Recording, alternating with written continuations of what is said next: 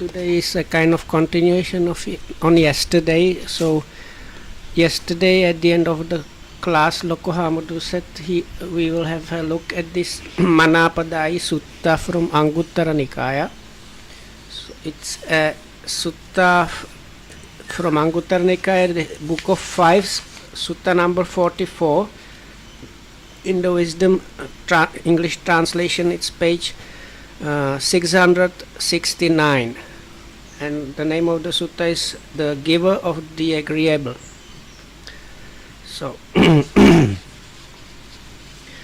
on one occasion the Blessed One was dwelling at Savatthi in the hall with the peaked roof in the great wood.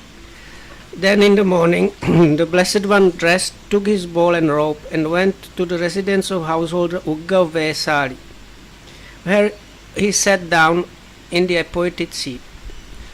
Then the householder Ugga Vesali approached the Blessed One, paid homage to him, sat down to one side, and said to the Blessed One, Bhante, in the presence of the Blessed One I heard and learned this: the giver of what is agreeable gains what is agreeable.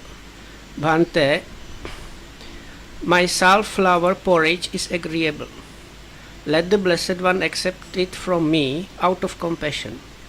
The Blessed One accept it out of compassion. Bhante, in the presence of the Blessed One I heard and learned this: the giver of what is agreeable gains what is agreeable. Bhante, my pork embellished with jujubes is agreeable. Let the Blessed One accept it from me out of compassion.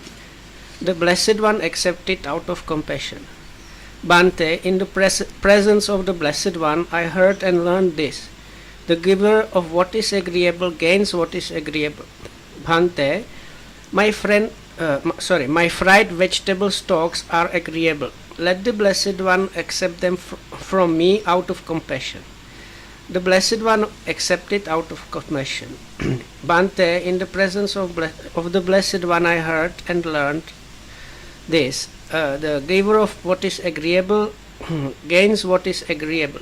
Bhante, my boiled hill rice cleared of dark grains, accompanied by various sauces and condiments, is agreeable. Let the Blessed One accept it from me out of compassion. The Blessed One accepted out of compassion. Bhante, in the presence of the Blessed One I heard and learned this: the giver of what is agreeable gains what is agreeable. Bhante, my clothes from Kasi are agreeable. Let the Blessed One accept them from me out of compassion. The Blessed One accept it out of compassion. Bhante, in the presence of the Blessed One I heard and learned this: the giver of what is agreeable gains what is agreeable. Bhante, my couch spread with rugs, blankets and covers, with excellent coverings of antelope hide, with a canopy above and red bolsters at both ends, is agreeable. Although I know this is not allowable for the Blessed One, this sandalwood plank of mine is worth over 1,000. Let the Blessed One accept it from me out of compassion. The Blessed One accept it out of compassion. Then the Blessed One expressed his appreciation to the householder Ugga Vesali thus: the giver of the agreeable gains the agreeable when he gives willingly to the upright ones clothing, bedding, food and drink, and various kinds of requisites. Having known the Arahats to be like a field for what is relinquished and offered, not held back, the good person gives what is hard to give. The giver of agreeable things gains what is agreeable. Then, after expressing his appreciation to the householder Ugga Vesali, the Blessed One rose from his seat and left. Then some time later the householder Ugga Vesali passed away. After his death, the householder Ugga Vesali was reborn among a certain group of mind-made devas or deities.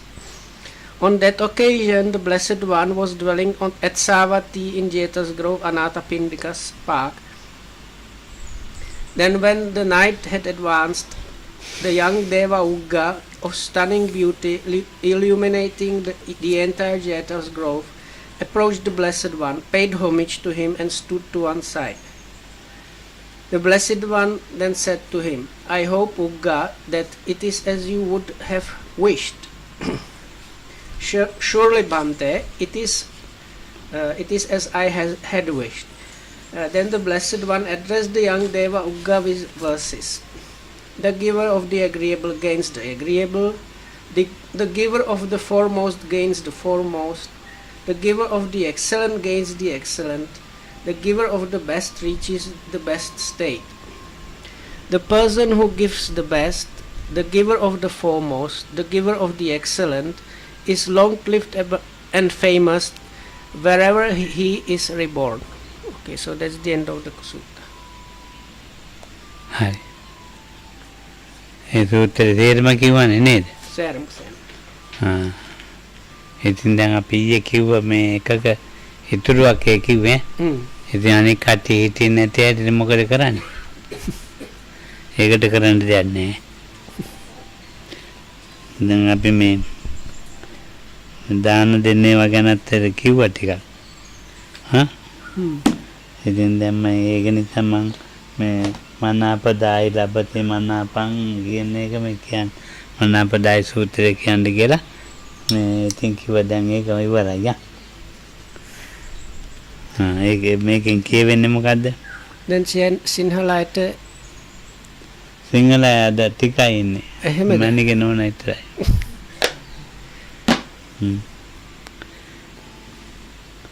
ඉතින් දැන් ඒකෙන් කියවෙන්නේ වෙන ප්‍රශ්න තිබුණේ නැහැ. එච්චරයි පන්ති. ඔව් දැන් අපි මේ කතා කරන්න හේතුව මේ මොකද්ද ආස්වාදය ගැනනේ. ඔව්. ඈ ඉතින් අපි මේ මං කිව්වනේ මේ මොකද්ද මේ කෑම එකයි. ඔව්. මොකද්ද අනිත් මේ දෙකක් කියන්නේ කිව්වා. ඔව් රසකාමයයි ස්පර්ශකාමයයි නේ. ඔව්. ඉතින් මේ රසකාමය කියන එක ඕන කෙනෙකුට ඕන විදිහට ගන්න පුළුවන්.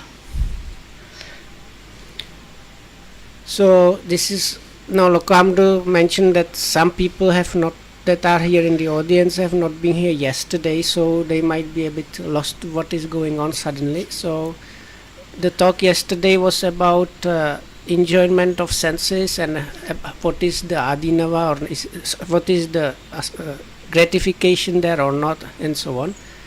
So Lokam yesterday mentioned these two types, this like sensuality connected with taste and sensuality connected with bodily touch. So now he's saying that the taste one anybody can get as they like, basically. ඒකෙදි මේ තෝර කන කතාවක් නෙමෙයි කියන්නේ ආර්යත් එක්කන. එහෙම නැත්නම් අර පල්ලාබියක්. ඔව්. ඉතින් ඒක තියෙන විදිහට ගන්නවා. එතකොට දැන් තියෙන්නේ. So the main message there, so Lokam was trying to point out, for an arahat, even though the taste is there, the arahat is not guided by any preference for any food really. No, out of taste. No, and then other දේශනා කර තියෙන්නේ මේ ආර්ය වංශ සූත්‍රයේ මේ පින්ඩපාත ගැන ඒක කියන්නකො පාලියෙන්. අනජ්ජාපන්නෝ ආදීනෝ දස මේ කියන්නකො ඒක. You remember it by heart?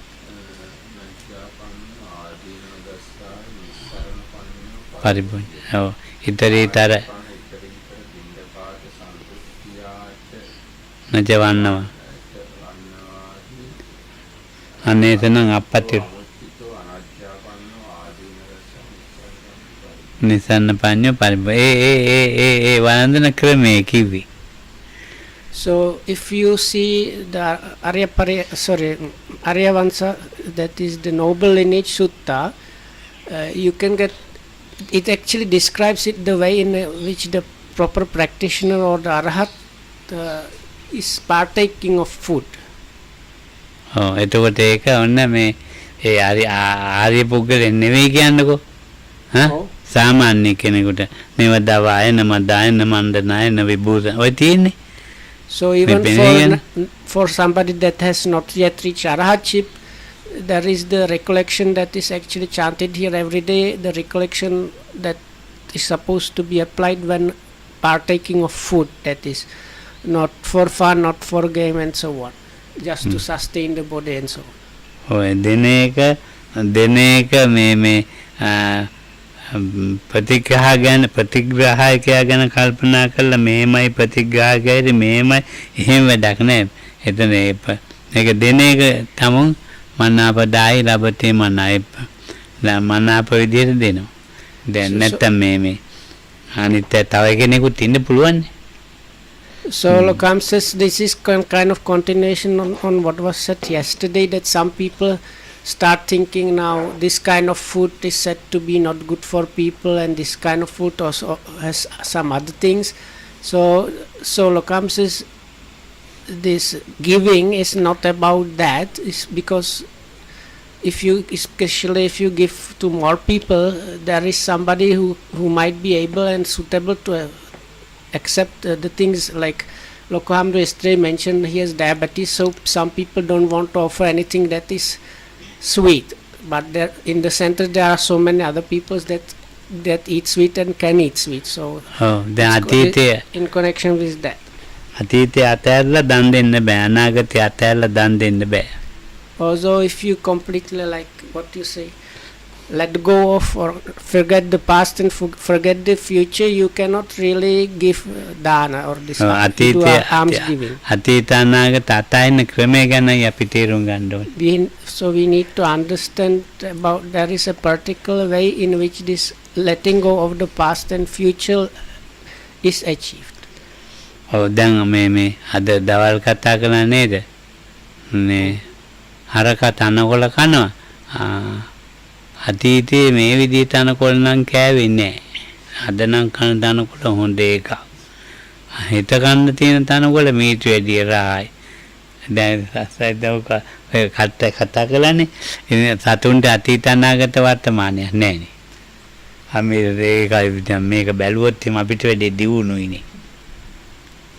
So there is kind of anecdote. We discussed somewhat about this today around breakfast and lunch time. So one point was this Lokohamdo said some people have this idea of letting go of future and past, and people just enjoy the present moment, and that is not the Buddha's teaching. So if you are in that school of thought, you might really consider animals as more advanced in a way than humans, because the cow, when it is eating the grass, it is not thinking, oh, today grass is better or worse than yesterday, and maybe tomorrow the grass will be more tasty. No, the cow is at that moment just eating grass. So then if you follow that idea about forgetting the past and future and just enjoying the present moment, you come to conclusion that animals are in a way more advanced than humans. Because animals mostly just live really in the present. Present moment, if you like to say. But there is a particular way in which the one lets go of the past and lets go of the future.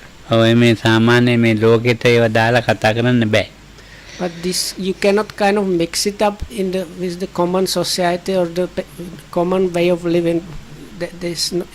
Those two things are not compatible really. මේ ජීවත් වෙන්නේ ලෝකේ කවුරු හරි ජීවත් වෙන්න අතීත අනාගත අවශ්‍යමයි. Because in the normal kind of common living in the world, one needs in certain way past and future. දැන් කවුරු හරි දැන් අපි කියමුකෝ මේ තේනවා. දන් දෙන්න හරි භාවනා කරන්න කනේ කම්බෙන්න හරි මොකකට හරි එනවා. ඒතකොට දරුවෙක් කනවා අම්මා මේ කොයි වෙලාවෙ දෙන්නේ. ඉතින් සද්ද නැතුව යනවා. එයා භාවනා කරන්න ඉන්නේ අතීත අනාගත අතහැරලා ඉන්නේ. So let's say the mother goes to meditate somewhere and the kid then asks, so mother, when are you coming back? So then the mother should not reply, because now the mother is a meditator that has let go of the past and future. So ඉතින් කියලා එන්න බෑ. මං හන්දෑවේ රැවෙන්න ඉස්සෙල්ලා මෙහෙම එනවා.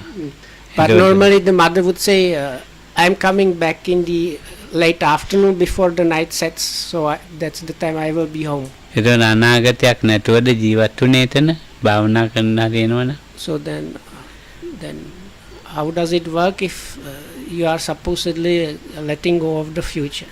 ඔව් ඉතින්මයි තියෙන්නේ. ඉතින් දැන් එහෙමද දැන් මේ පන්ති අපි නතර කරනවා පහමාට ආයත කියලා. ඉතින් අපි මේ වෙලාවක් තියලානේ. ඉතින් කාලයක් තියලානේ. ඉතින් නතර ඉතින් නැත්තම් එන්නේ නැහනේ කට්ටිය කාලයක් නැහැ මොකුත් නැහැ එන්නේ නැහනේ. So අනාගතයක් තියෙනවනේ. likewise, now the class starts at, let's say, 4:30 and finishes at 5:30. So if we don't have this information or something, the people won't come, because like you need in some way this talk about the future, what not to exist normally. ඔව් ඉතින් බුදුහාමුදුරුවෝ දේශනා කරපු අතීත අනාගත දෙක අතරලා ඉන්න එක කොයි විදිහ එකක්ද කියන එක තමයි දැන් මනසට එන ප්‍රශ්නේ. So then when you consider this, then you start wondering in what way was the Buddha talking about relinquishing the past and future. ඕගොල්ලෝම කියන්නකෝ හිතෙන විදිහකට. So we should answer this ourselves.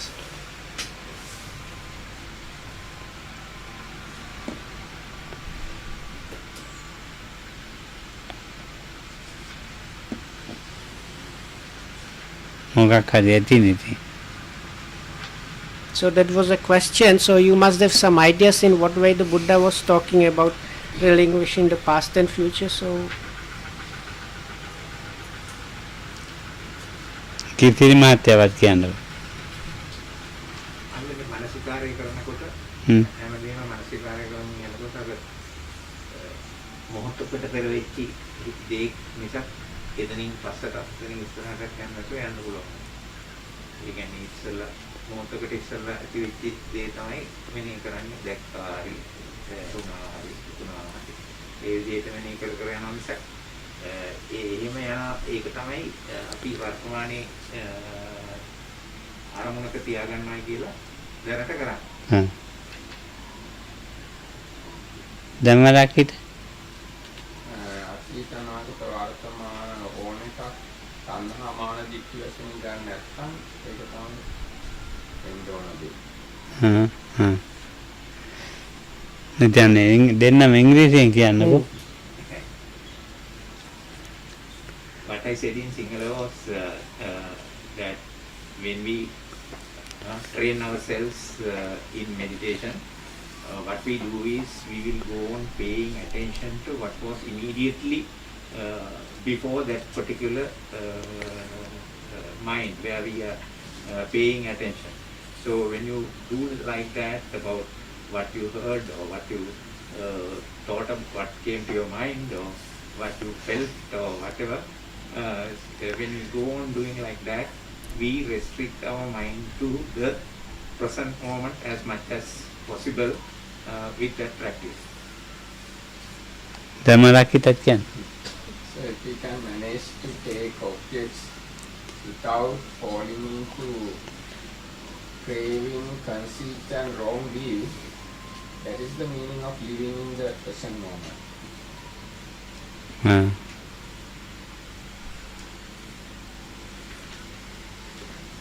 ඉතින් ඒවා තියෙන තැනක් කියන්නේ එහෙම මේ සතිපට්ඨානෙන් කියපු තැනක් පොඩ්ඩක්. ඉති අජ්ජත්තං වාකායේ බහිද්ධාවා අජ්ජත් බහිද්ධාවා සමුදය වය ධම්මාන පස්සීවා අත්තිකායෝ තිවා 50 සතිපට්ඨිපට්ඨිකා හොති. එනේ තව ටිකක් කියන්න වෙනවා. නචකින්චි ලෝකේ උපාදීයති එවම්පි කෝ භික්ඛවේ නචකින්චි ලෝකේ උපාදීයති. එවෙන් අරන්නේ. අරගත්තේ නැති තැන. දැන් අපි මෙනෙහි කරන්නේ තේම යන්නේ මෙතෙන්ටනේ. ඒ අවිද්‍යා දෝමනසම් විනය. ඒ දෙකම මේ නචකින්චි ලෝකේ උපා. මේ හොඳටම දේශනා කරලා තියෙනවා. ඒ හේතුඵල යන්තනක තේරෙනවා නම් එතකොට මේ එයාට තේරෙන නැචකින්චි ලෝකේ උපාදීයති එවම්පි කෝ භික්ඛවේ භික්ඛු දැන් එහෙම ඒ තැන්වලට කියන මිසක් මේ සාමාන්‍ය ලෝකේ අපි ජීවත් වෙන්නේ වේ අතීත අනාගත වර්තමාන දරලා ජීවත් වෙන්න බෑ එච්චරයි කතා ඉවරයි. So, what was mentioned here in Pali are parts of Sati, because Lokamro invited Venerable Dhammarakita or us to refer to Satipatthana Sutta actually for the answer.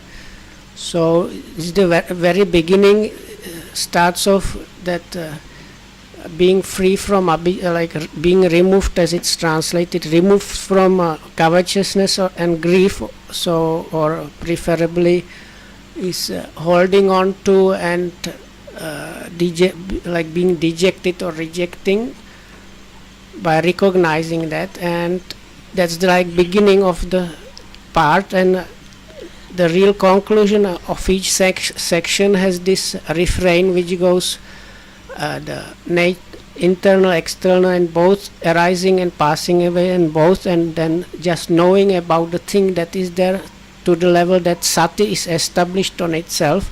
But the very end of the refrain says he is not clinging to anything in the world. So that is, this not clinging to anything in the world refers to that place where you have let go of the past and let go of the future. But from this you can understand this is a kind of developed state in the Satipatthana practice. It is not applicable to the everyday life.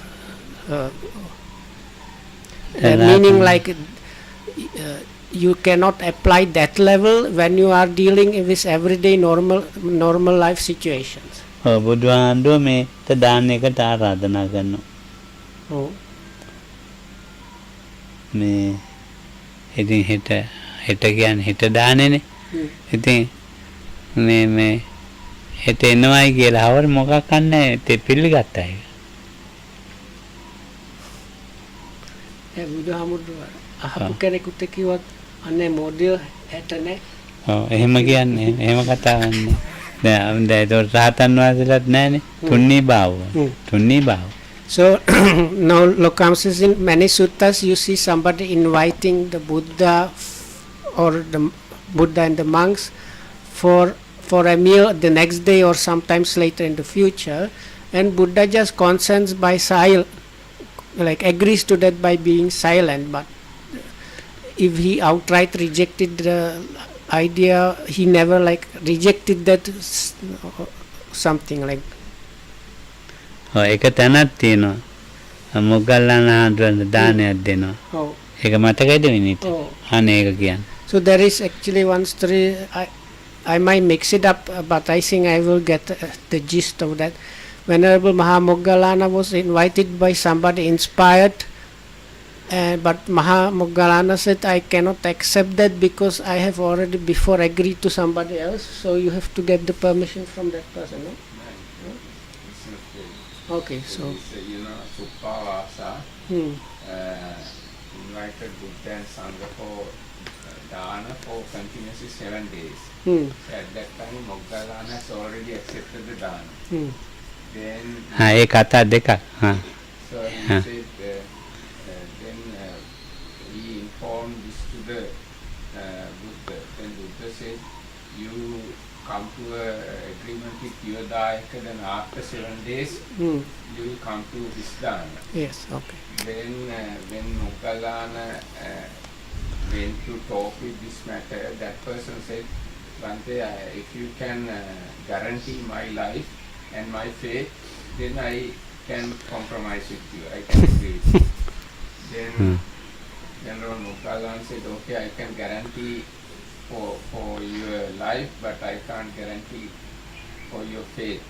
Then he said, okay, Bhante, then it doesn't matter, you can come to Maidan after 7 days. Okay. ඉතින් දැන් අර පොරොන්දුවක් වුණානේ.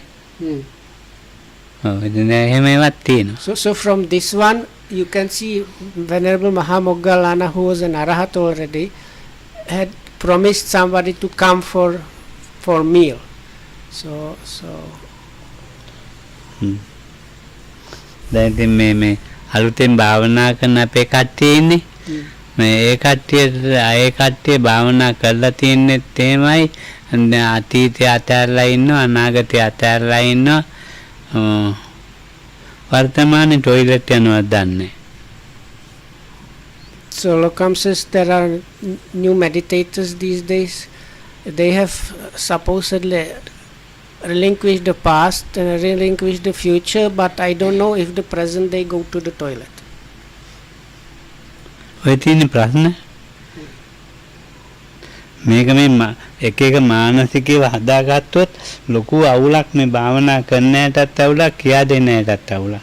So if you start mixing up those things, that then there is bound to be a big confusion, not only in the people that are getting instructed, but also the meditation teachers start being in confusion. හැබැයි ගුරුවරයා කියනවා අතීත ආරම්මන අතාරින්න ඔය ඉන්න එපා. ඔය අනාගතේව අල්ලන්න එපා. ඒවා ඉන්න එපා. ඔයා දැන් තියෙන දේ එහෙම කරන්න. ඒක වෙනම කතාවක්. So that there is of course completely different stories when somebody comes for a personal interview and reports. So the teacher might well tell him, now don't stay with this past object, don't dwell with that, just do what the instruction was, but that is a different story. ඔය කියන්නේ දැන් ජාතක කතා ඔක්කොම අතීතේ වනේ. So then you have this part of Tripitaka, Khuddaka Nikaya is called Jataka Pali, and very popular is these birth stories from the past together with the commentaries. They are kind of all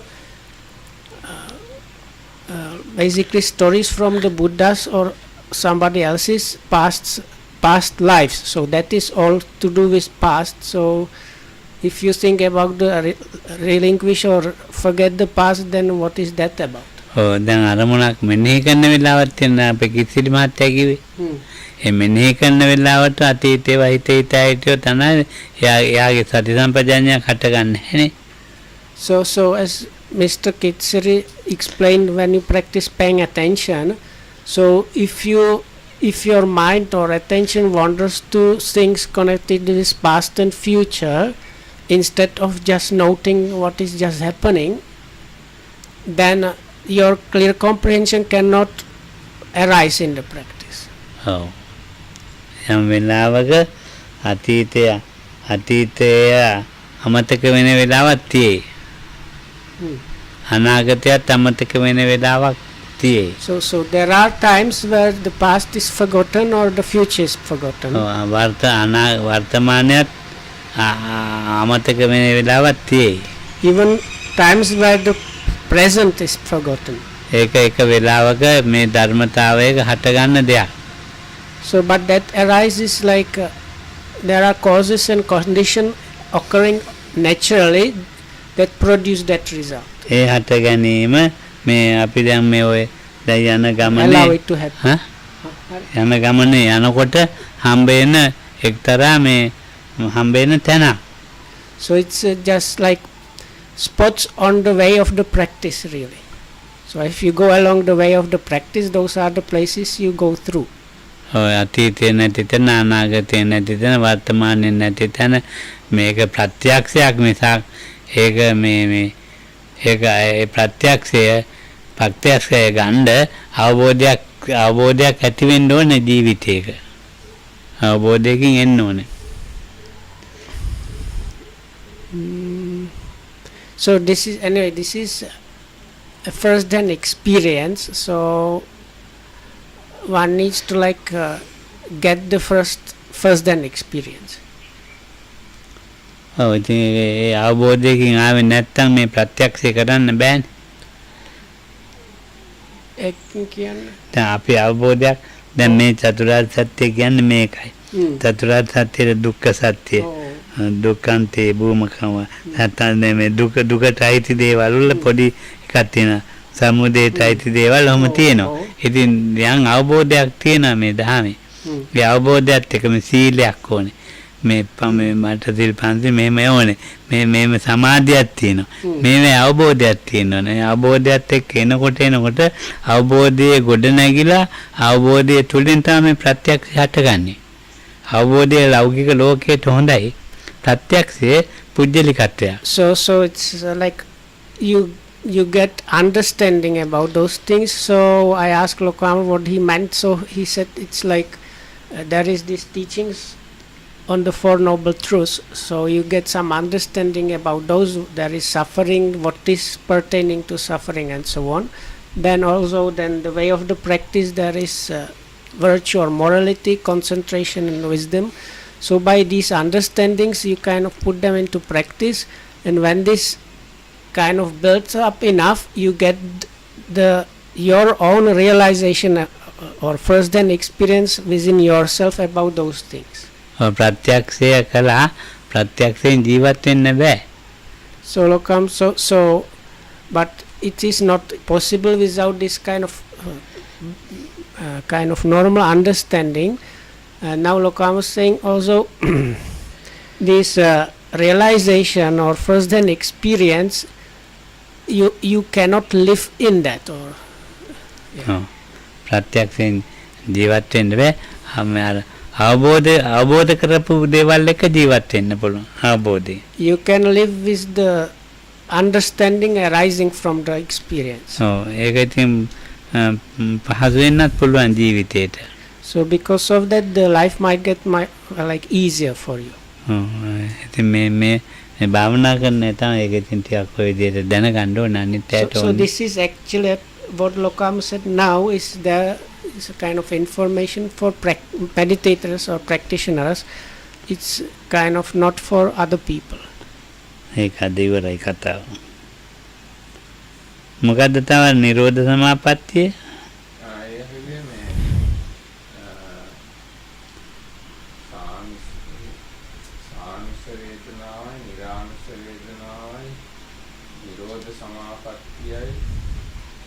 No. It was not. වේදිත සුඛයයි අවේදිත සුඛයයි කියන්නේ මොකක්ද කියන එක සහ විරෝධ සමාපත්තිය අවේදිත සුඛයක්ද කියලා. අනේ ඔය කට්ටිය තේරෙන්නේ නැති කියන්නකො මාත් එතකොට මොනවද කියන්නේ? ඒක ඉංග්‍රීසියෙන් වඩා අමාරු. ඉංග්‍රීසියෙන් අමාරුද? නෑ දැන් අර සිංහලට අර විඳිනවා වචන තියෙනවනේ. ඔව්. ඉංග්‍රීසියෙන් ඒව එච්චර හරියන්නේ නැහැ. දමරකිතට කියන්නකො හිතෙන එක. දැන් වේදිත සුඛය කියන එක නම් කියන්නේ ලේසි. දැන් වේදනා කියලා චෛතසිකයක් තියෙනවානේ. ඒකේ සුඛ වේදනා සහගතේ චෛතසිකය තියෙනවා නම් ඒක තමයි වේදිත සුඛය කියන්නේ. So this is really difficult to translate because the English translation, if you don't know the context, might make no sense at all. So the problematic word is Vedaitam, which means like felt or experienceable. So if you say the opposite is not felt or not experienceable, it does not make much more sense. But so the question was, there is kind of sukha or happiness or comfort that is experienceable or possible to feel. Then another one that is aveda is like not experienceable or not felt in a normal way. And then the last question was, there is this attainment of cessation of perception and feeling, if that is considered as this kind of happiness that is not possible to feel in a normal way. So Venerable Dhammarakita said, now the first one, the experienceable or like pleasantness or bliss or comfort that is experienceable or possible to feel in a normal way is easy to explain. There is one mental factor called sukha, which can be like happiness, bliss, pleasantness or comfort. So whenever there is this mind factor is there, that is considered as this normally experienceable sukha. No? Yes, actually the mental factor is feeling mental factor. So it's the feeling, yes. So that's why it's normal experience. So feeling mental factor is present, so that is the Vedita Sukha. Mm. And we can connect this feeling mental factor to the six sense doors. So through the eye sense door, ear, nose, tongue, body and mind sense doors, we can take, if we take present objects, then we can experience this Vedita Sukha. Okay.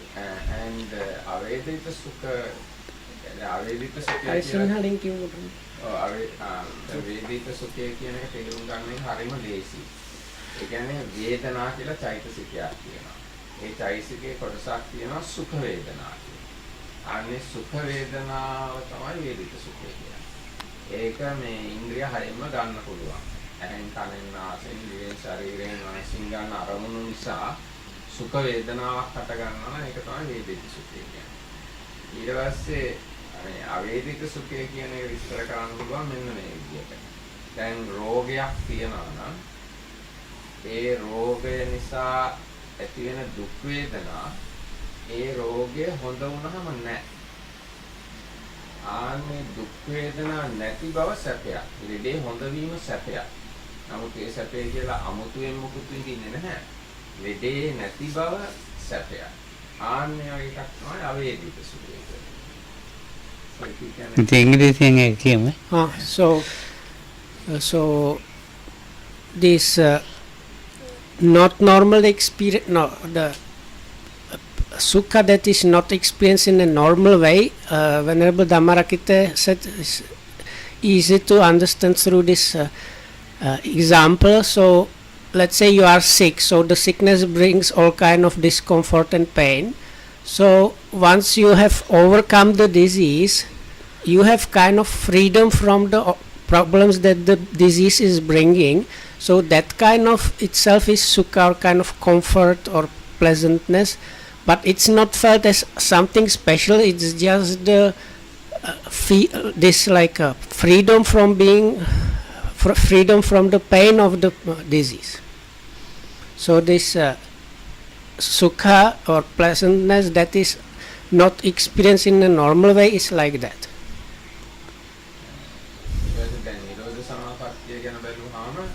නිරෝධ සමාපත්තියේ වේදනා කියන චෛතසිකය නැහැ කොහොමද? ඒකින්ද ඒක වේදිත සුඛයක් කියලා කොහොමද කියන්න විදියක් නැහැ. ඒක අවේදිත සුඛයක් කියලා එහෙම මට හරියටම බණ පොතේ එහෙම තියනවාද කියලා මතක් වෙන්නේ නැහැ. ඒකින් දැන් නිරෝධ සමාපත්තිය ගැන කියන්නේ ඒක සංකතත් නෙවෙයි අසංකතත් නෙවෙයි කියලා. ඉතින් ඒක ගැන මට හරියටම කියන්න බෑ. ඒක හැබැයි නිකන් අවේදිත සුඛ පැත්තට බර යම්කිසි සිද්ධියක් තමයි. වේදිත සුඛයක් නම් නෙවෙයි නිරෝධ සමාපත්තිය. So this attainment of cessation of perception of and feeling, so definite, because the feelings are not there at all, so that attainment cannot be considered as the sukha experienceable in a normal way. So in the books, as far as Venerable Dhammarakita could find and remember, he could not find the like direct definition that it is considered as the sukha that is not experienced in a normal way, but he thinks it is strongly on that side. Strongly Toward- not Vedita. Yeah, or okay, or it's very strongly not on the normal kind of pleasantness. ඉතින් ඒක ඇති නේද ඒක නේ? අර වේදනා ගැන සුත්ත තියෙනවා අර මජ්ක්‍ධිම නිකාය හ්ම්. ඒක අන්තිම කොටසේ තියෙනවා අර මේ ගැන කතා තියෙනවා ඒවත් ඒවට සුඛය කියනවා මේ වගේ කතා තියෙනවා. ඔව්. නිබ්බානම් පරමං සුඛං කියලා තියෙනවා. සුඛයක් නැති බවම වේදනාවක් නැති බවම සැපයි කියනවා. Yeah. But they don't call it by this word Avedaita. No? So because I just remember this sutta, I think 58 or 9 in Majjhima Nikaya, is about different feelings. So towards the end, it said that it's about Nibbana or Nirodha Samapatti. It's about Nibbana. It said it's kind of Sukha because it is the freedom from any feeling that make it like you cannot consider it as neutral, or let's say, or pleasant in a normal way. So unpleasant in a normal way. So it is considered as something that is Sukha, but that sutta doesn't use the expression that it's the Avedeta, that is not normal, if the Sukha felt in a not normal way. ඔව් මාත් එච්චර එක දන්නේ නැතියන්ට තමයි මේ ඕගොල්ලන්ටම බාර දුන්නේ.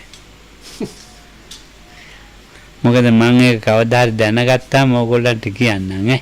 So Lokam says, because I didn't know too much about these things, I delegated it to Venerable Dhammarakita. So if I one day learn more about this, then I am going to inform you and tell you about that. දැන් අපි නිබ්බාන වචනය කතා කරනවා. නිබ්බාන. So now we are using this word Nibbana quite often. නිබ්බාන කියන එක හට අරගෙන නැහැ මේ චිත්තචෛතසිකයන්ගේ. චිත්තචෛතසිකයන්ගේ හටගත් එකක් නෙවෙයි. So now Nibbana is nothing that is not produced by mind or mind factors. මාර්ග සිත ඵලසිත චිත්තචෛතසිකයන් තියෙනවා. So there is path conscious or path mind or path consciousness and fruition consciousness. They have something to do with mind and mind factors. ඒවා වේදිතයි. So Lokan says they are in a way that kind of experienceable normally. ඔව්. ඒතෙන් තියෙන මාර්ගයක් හැදෙන්න මාර්ග ඥාන හැදෙන්න චෛතසික යෙදෙන ගානක් තියෙනවා. ඵලසිතටත් තියෙනවා. So because සිතක් කියලා කියන්නේ චෛතසිකත් එක්ක මිශ්‍ර වෙච්ච එකක්. So because it's a kind of mind, that means there are kind of mind concomitants there.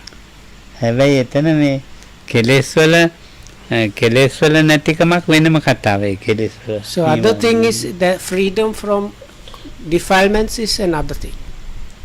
අර ඉතින් ධම්මරාගිතක විඳීම තියෙනවා. So as Venerable Dhammarakita mentioned, there is some kind of feeling or experiencing. නිවන කියන එක නිබ්බානයි කියන එක ඒ දෙකටම වෙනස් එකක්. So Nibbana itself is different from that. නිබ්බානයි කියන එක නම් ඉතින් කියන්න පුළුවන් අවේදිතයි කියලා. So you can say that Nibbana is Avedita, is not experienceable in a normal way. ඉතින් ඒක මේ දැන් ඔය මේ නිරෝධ සමාපatti අරියත් ඵලය නෙවෙයිනේ. So now this attainment of cessation of perception and feeling is not the fruition of arahatship. නිරෝධයෙන් අයින් වෙලානේ නිරෝධ සමාපත්තියෙන් අයින් වෙලානේ අරියත් ඵලයට එන්නේ. So because it's once for people that are able to achieve that cessation of perception and feeling, once they kind of arise from that attainment, they kind of enter the fruition attainment, arahatship fruition attainment,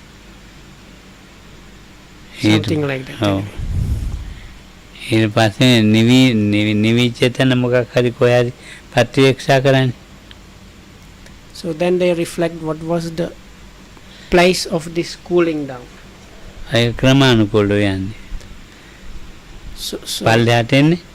So it's like what Lokamu refers to, if I understand correctly, because attaining the cessation of perception and feeling, it's like process where you go through the jhanas and entering the fruition attainments and switch between those up to the certain level, and then because you have done it that particular way, the mind attains the cessation, but then when it like emerges from that, it kind of uses the kind of same way to backtrack. So චිත්ත ගහපති සූත්‍රයේ තියෙනව නේද? කාමභූ සූත්‍රයේ කෙරවලේ තියෙනව නේද? කොහොමද නැති කරන්න කියලා අහන එතන. කාමභූ සූත්‍රේ. So Lokal says there is good passage for this in Kama Bhusut. ඒ කාමභූ සූත්‍රය ටිකක් බලමු. චිත්ත ගහපති එද චිත්ත සංයුත්තේ තියෙන්නේ. It is in Chitta Samyutta and Samyutta Nikaya.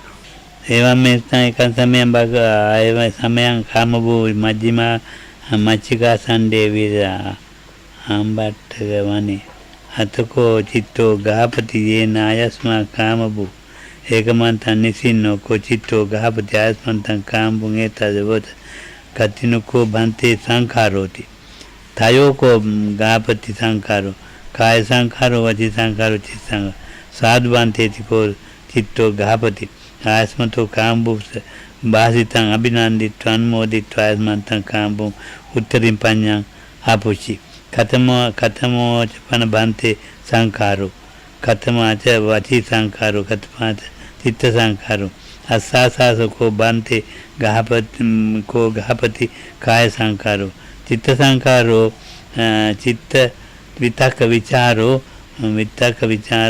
වචී සංඛාරෝ සංඥා වේදනාච චිත්ත සංඛාර සාදු බන්තේ සාදු කෝ චිත්තෝ ගහපති උත්තරින් පඤ්ඤං ආපුචි ආයතනයේදී පළවෙනියෙන් අහනවා මච්චිකා සණ්ඩි වාසය කරන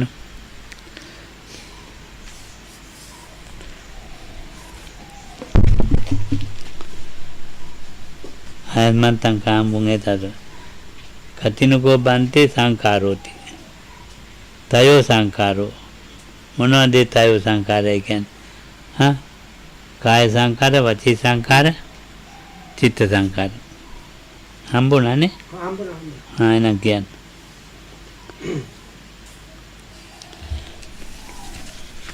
So this is Kamabhu Sutta number 2. It's in Samyutta Nikaya, the book of the six sense spaces, Salayatana Vagga, and it is the 41st Chitta Samyutta. In the English Wisdom publication book, it's page 1322. So on one occasion, the Venerable Kamabhu was dwelling at Machika Sanda in the wild mango grove. Then Chitta the householder approached the Venerable Kamabhu, paid homage to him, sat down to one side and said to him, Venerable Sir, how many kinds of formations are there? There are, householder, 3 kinds of formations: the bodily formation, the verbal formation, and the mental formation. Good, Venerable Sir, Chitta the householder said. Then, having delighted and rejoiced in the Venerable Kamabhu's statement, he asked him a further question. But, Venerable Sir, what is the bodily formation, what is the verbal formation, and what is the mental formation? In breathing and out breathing, householder, are the bodily formation. Thought and examination are the verbal formation. Perception and feeling are the mental formation. Good, Venerable Sir, Chitta the householder said. Then he asked him a further question. But, Venerable Sir, why are in breathing and out breathing the bodily formation? Why are thought and examination the verbal formation? And why are perception and feeling the mental formation? Householder, in breathing and out breathing are bodily. These things are dependent on the body. That is why in breathing and out breathing are bodily formation. First one thinks and examines, then afterwards one breaks into speech. That is why thought and examination are verbal formation. Perception and feeling are mental. These things are dependent upon the mind. That is why perception and feeling are mental formation. Saying good, Venerable so and so on, and then he asked a further question. Venerable Sir, how does the attainment of cessation of perception and feeling come about? Householder, when a bhikkhu is attaining the cessation of perception and feeling, it does not occur to him, I will attain the cessation of perception of perception and feeling, or I am attaining the cessation of perception or feeling, or I have attained the cessation of perception and feeling, but rather his mind has previously been developed in such a way that it leads him to such a state. Saying, good Venerable Sir, and so on, and then he asked him a further question.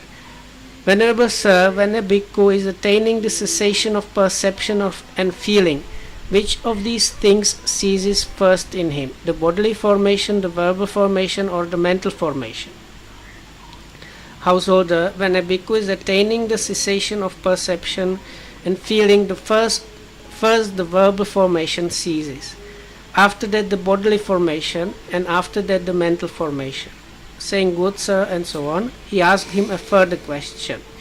Venerable Sir, what is the difference between one who is dead and gone and a bhikkhu who has attained the cessation of perception and feeling? Householder, in the case of one who is dead and gone, the bodily formation has ceased and subsided, the verbal formation has ceased and subsided, the mental formation has ceased and subsided. His vitality is extinguished, his physical heat has been dissipated, and his faculties are fully broken up. In the case of a bhikkhu who has attained the cessation of perception and feeling, the bodily formation has ceased and subsided, the verbal formation has ceased and subsided, the mental formation has ceased and subsided, but his vitality is not extinguished, his physical heat has not been dissipated, and his faculties are serene. This is the difference between one who is dead and gone, and a bhikkhu who has attained the cessation of perception and feeling. Saying, good Venerable Sir, and so on, he asked him another question. Venerable Sir, how does emergence from the cessation of perception and feeling come about? Householder, when a bhikkhu is emerging from the attainment of the cessation of perception and feeling, it does not occur to him, I will emerge from the attainment of cessation of perception and feeling, or I am emerging from the attainment of the cessation of perception and feeling, or I have emerged from the attainment of cessation and feeling, but rather his mind has previously been developed in such a way that it leads him to such a state. Good Venerable Sir, and he asked him another question. Venerable Sir, when a bhikkhu is emerging from the attainment of cessation and perception and feeling, which of these things arises in him first, the bodily formation, the verbal formation, or the mental formation? Householder, when a bhikkhu is emerging from the attainment of the cessation of perception and feeling, first the mental formation arises, after that the bodily formation, and after that the verbal formation. Good Venerable Sir, and so on. And he asked him a further question. Venerable Sir, when a bhikkhu has emerged from the attainment of the cessation of perception and feeling, how many kinds of contact touch him? Householder, when a bhikkhu has emerged from the attainment of cessation and perception and feeling, 3 kinds of contact touch him: emptiness contact, signless contact, or undirected contact. Saying, good Venerable Sir, he then asked him a further question. Venerable Sir, when a bhikkhu has emerged from the attainment of the cessation of perception and feeling, towards what does his mind slant, slope, and incline? Householder, when a bhikkhu has emerged from the attainment of the cessation of perception and feeling, his mind slants, slopes, and inclines towards seclusion. Good Venerable Sir, Chitta the householder said. Then, having delighted and rejoiced in the Venerable Kamabhu's statement, he asked him a further question. Venerable Sir, how many things are helpful for the attainment of the cessation of perception and feeling? Indeed, householder, you are asking last what should have been asked first, but still I will answer you. For the attainment of the cessation of perception and feeling, 2 things are helpful: serenity and insight. And that's the end of the sutta. ප්‍රශ්න ගුලියක්. Huh? ප්‍රශ්න ගුලියක් මේක. චිත්තගාපති. දැන් බලන්න ඔය ලස්සනට සංඥා වේදිත නිරෝධයට යන හැටි ආපහු එන දෙකම කියමු. දෙක උඩට මේ So it's ආපහු very nice and compact how it is asked in a good way, so you can get idea how one gets how this attainment happens and how one emerges from that. සංඥා වේදිත නිරෝධ සමාපත්තිය උත්තේිතං කෝ ගහපති බික්කුම් තයෝ පස්සා පුසන්ති ශුඤ්ඤතෝ පස්සෝ අබිනිමිත්තෝ පස්සෝ අපනිහිතෝ පස්සෝ සාදු බන්තේ සාදු මොකකින්ද ඒක නැගිට්ටන් පස්සේ දැන් කියන්නේ මේ විමුක්ඛ මුඛ තුන මෙතන අරිහත්ත්වය කියලා ඊට පස්සේ විමුක්ඛ මුඛ තුන ඊට පස්සේ විමුක්ඛ මුඛ තුනෙන් පස්සේ සංඥා දෙවිත හිතන කෝපන වික්‍රය විවේක නිසිතං විරාග නිරෝධ පොණ අදුකෝපන ගාතය කාම බාධන අනුමෝදිත එතන කියන්නේ මොනම සංඥා වේදිත නිරෝධ සමාපත්තිය උට්ටපන භාන්තේ බික්කුණෝ කිං නින්නං චිත්තං හෝති කිං පෝණ කිං පබ්බහරෝති සංඥා වේදේ නිරෝධ සමාපත්තිය උට්ටේ කෝපන